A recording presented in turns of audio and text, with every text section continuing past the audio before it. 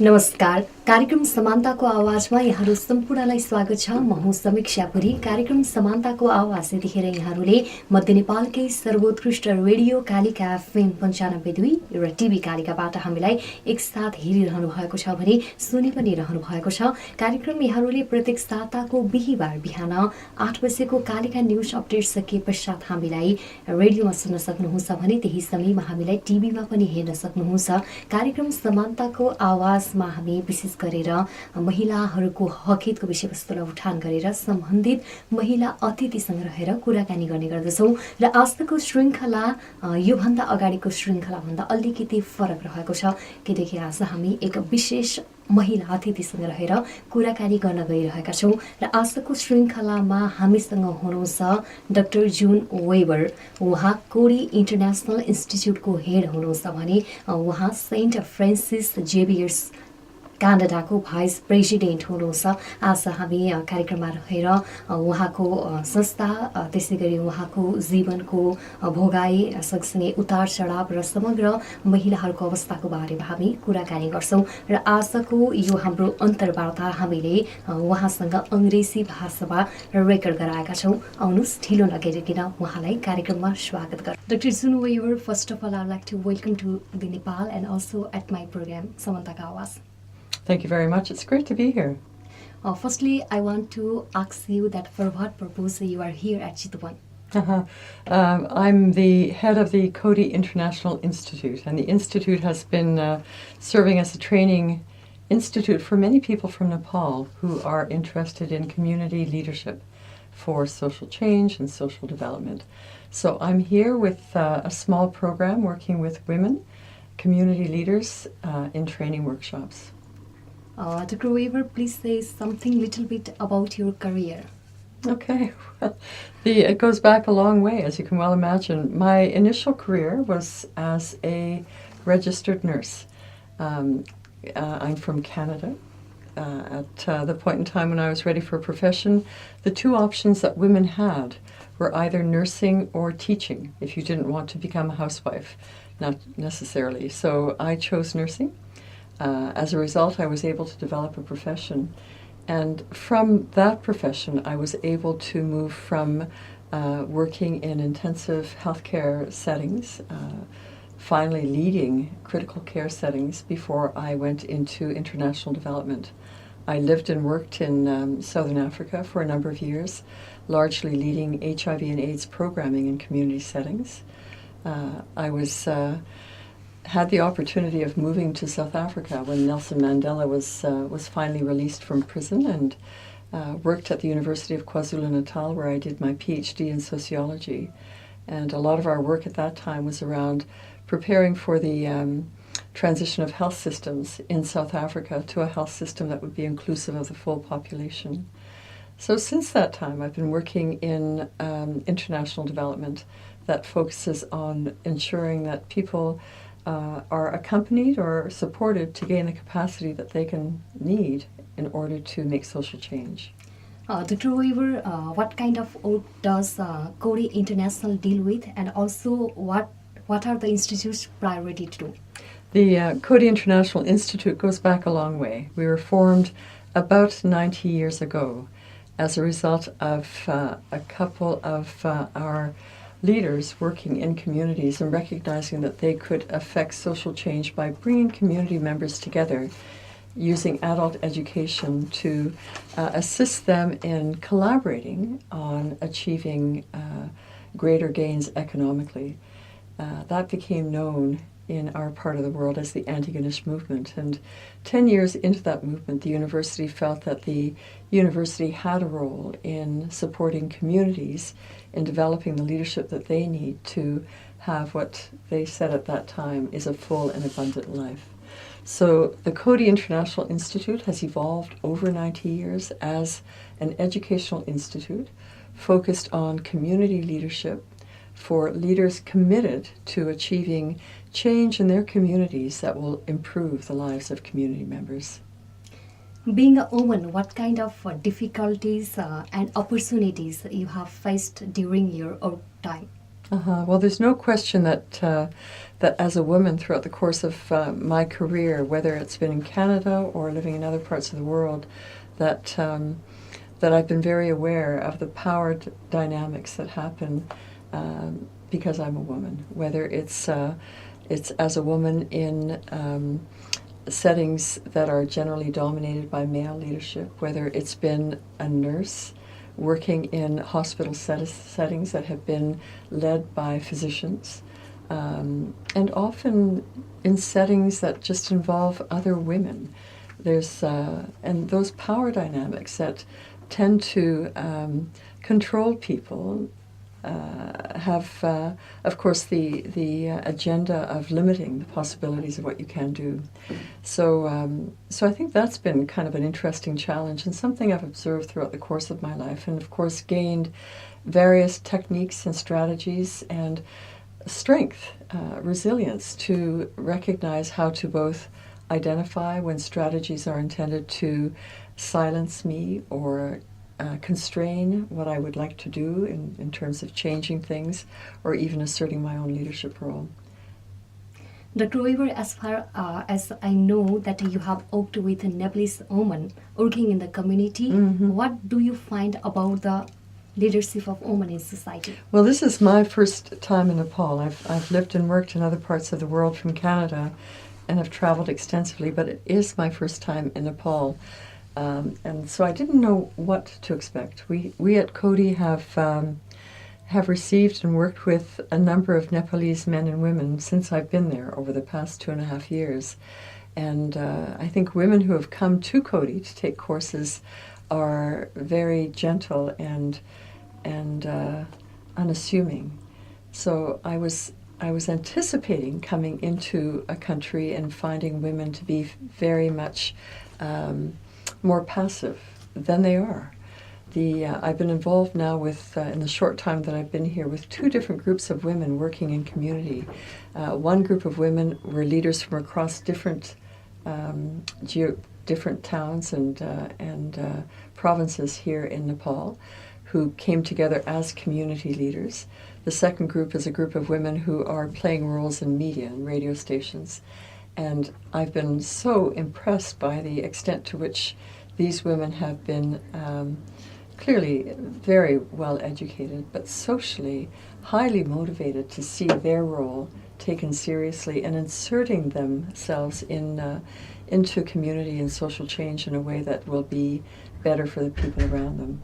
I've been highly impressed by the way that they've been thinking in an entrepreneurial and innovative way as well, in terms of how they can create the spaces for women to achieve some different gains that they're hoping to.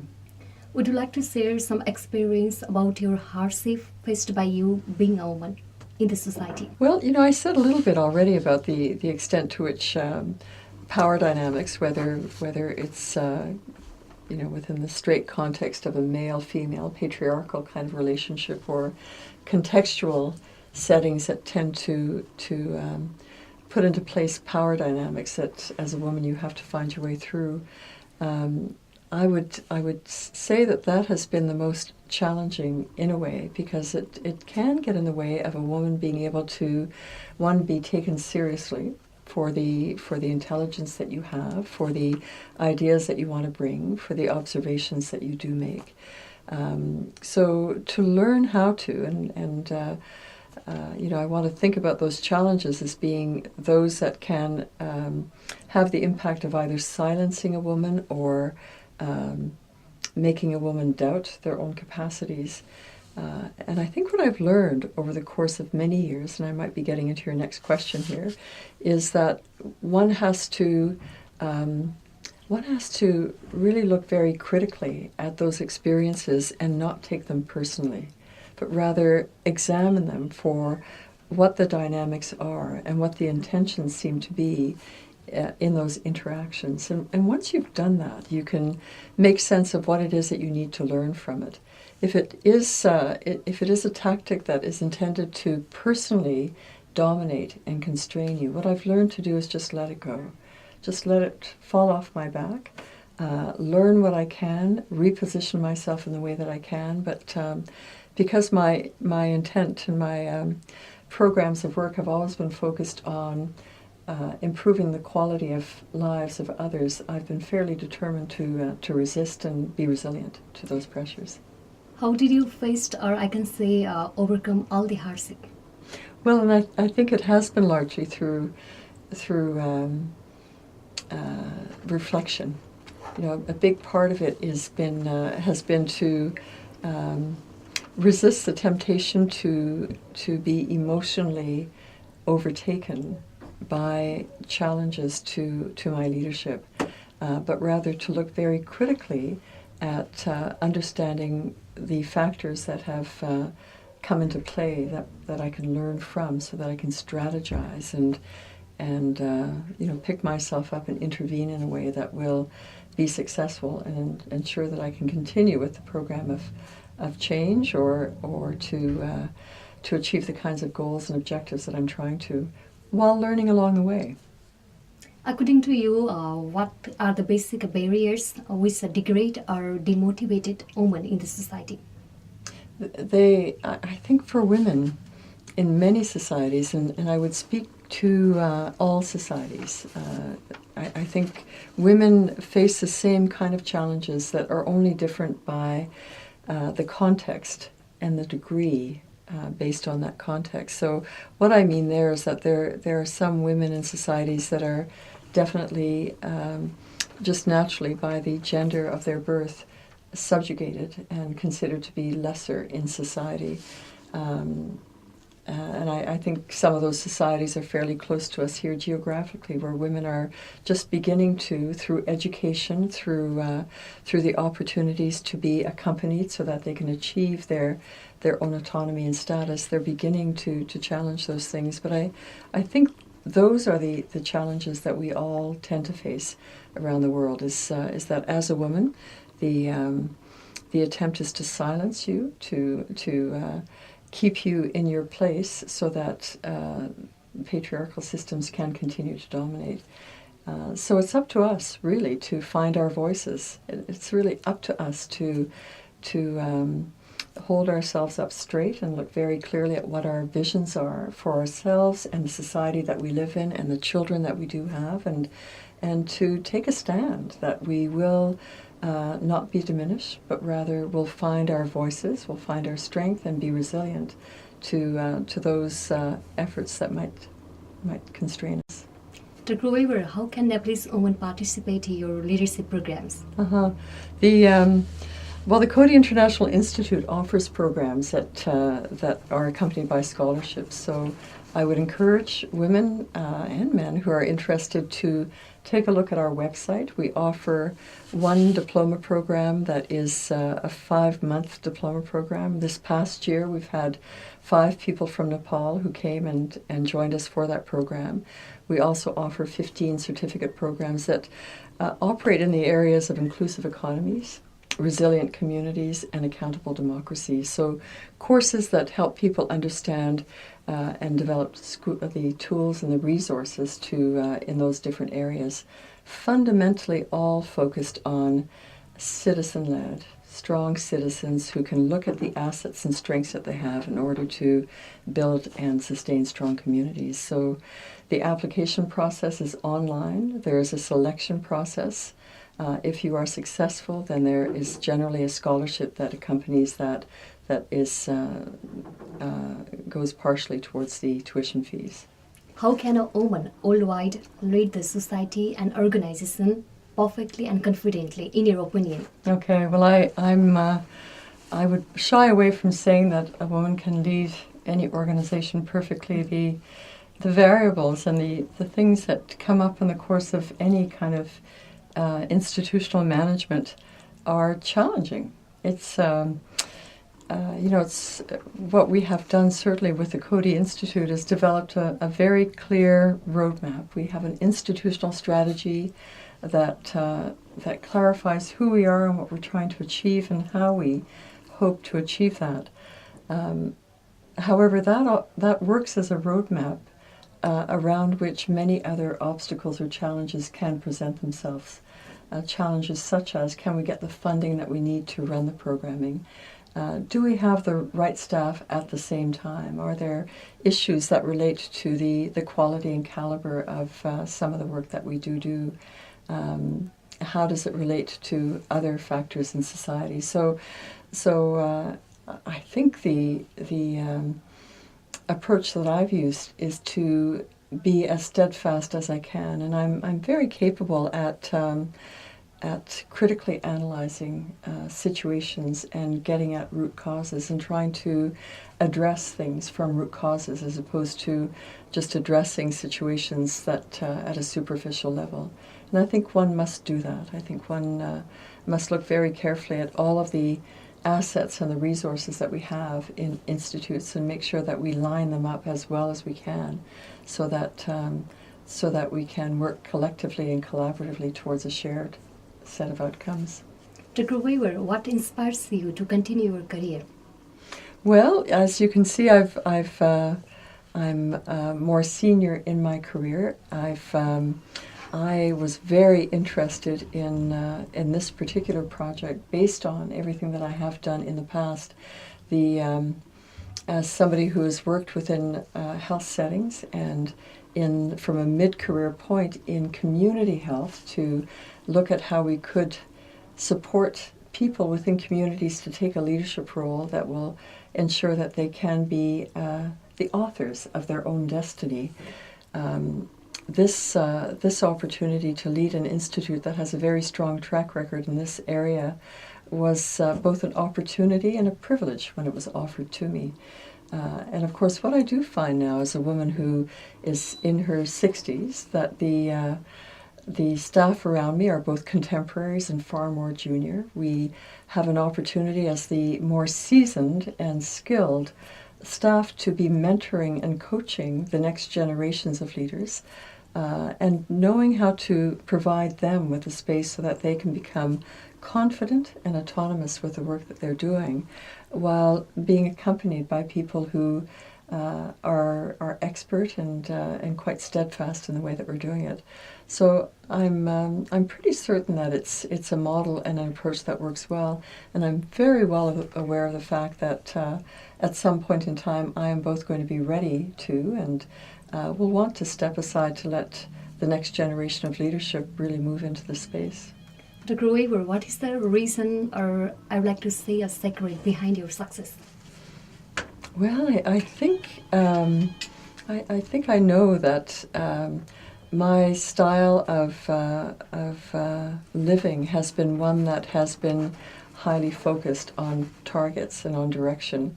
I've had a lot of fun as well. I've had enormous adventures in everything that I've done, whether it's been in Canada or around the world. But I've generally been fairly clear about what my objectives have been personally as a woman, to be both confident and certain about the humanity that I want to bring to life.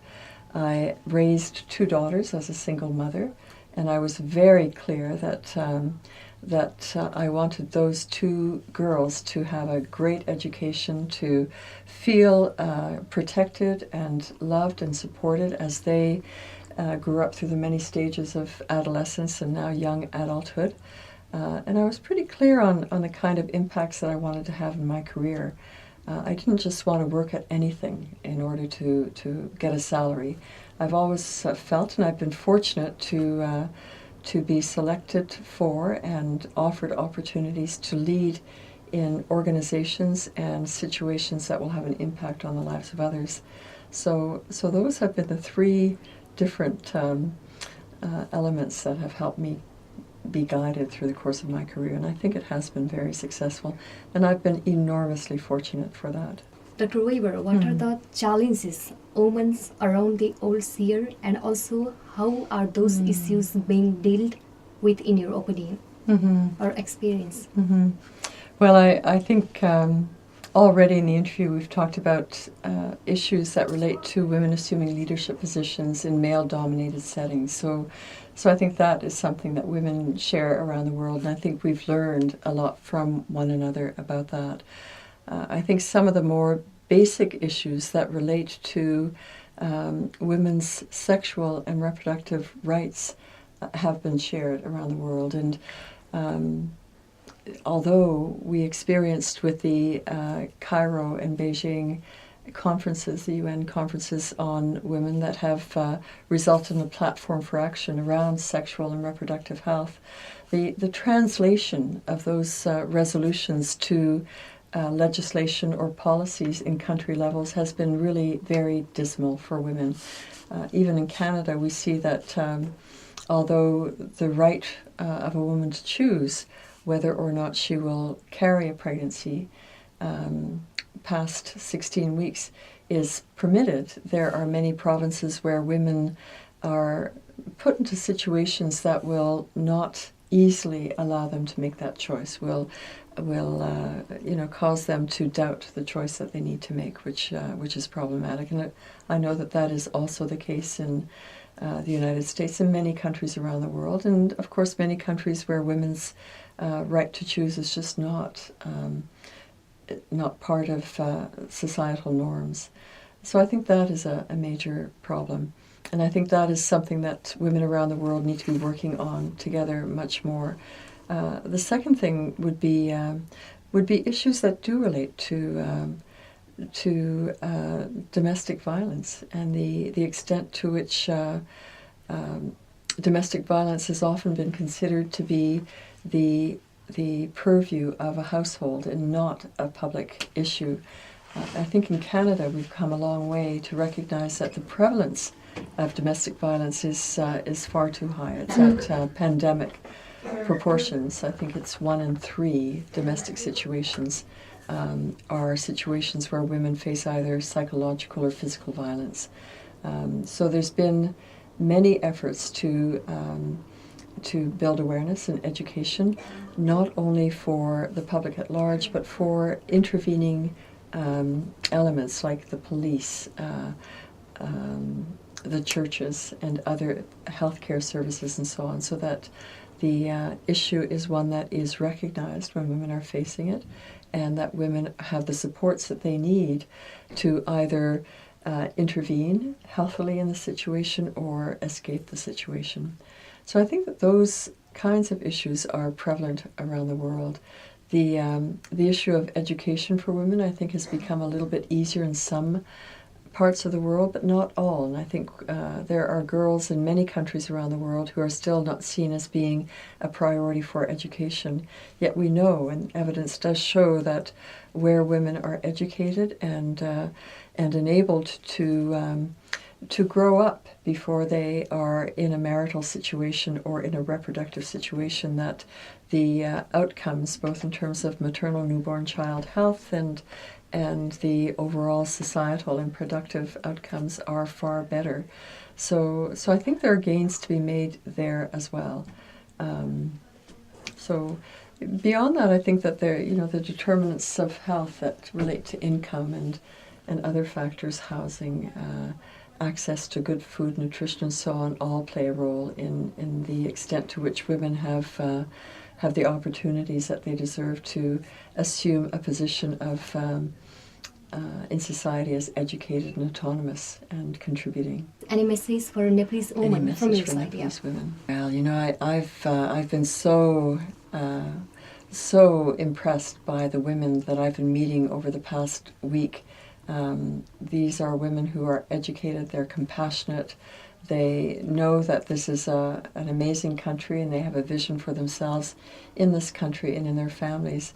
And I think the message would be, as much as possible, to ensure that they are forming networks of women, so that you can be working with one another to understand each other's unique situations, while recognizing and sharing each other's unique strengths and insights. And I think that's critical. Unless women face so many situations that can be isolating for them, and until they realize that what they're facing is common and shared in many situations, whether it's the very common challenges related to domestic violence, which in Canada and around the world women face far too frequently, or whether it's workplace challenges. that could be something that, like sexual harassment, which is also very common all around the world. So I think for women to come together and get to know one another and candidly, openly share their wisdom, their strengths, their advice with one another, then I think women in society can be much stronger.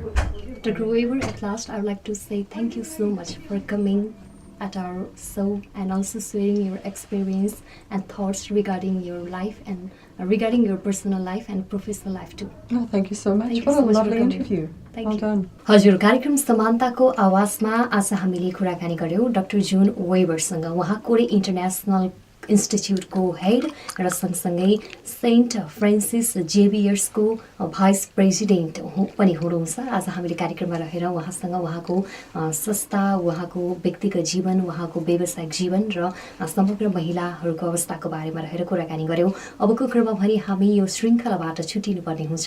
यतिन्जेलसम्म Kalika FM 95.2 सुनेर साथ दिनुभयो यहाँहरू सम्पूर्ण श्रोता महानुभावहरूलाई म धेरै धेरै धन्यवाद भन्न चाहन्छु। त्यसै गरी टिभी हेरेर साथ दिनुभयो यहाँहरू सम्पूर्ण दर्शक महानुभावहरूलाई पनि धन्यवाद। एमसिआरबाट साथ दिनुहुने साथी सवितालाई पनि धन्यवाद भन्दै, त्यसै गरी रेडियोको कन्ट्रोलबाट साथ दिनुहुने साथीलाई पनि धन्यवाद भन्दै कार्यक्रम समान्ताको आवाजको आजको यो श्रृङ्खलाबाट म समीक्षा पुरीले पनि आज्ञा दिनुहोस्। नमस्कार।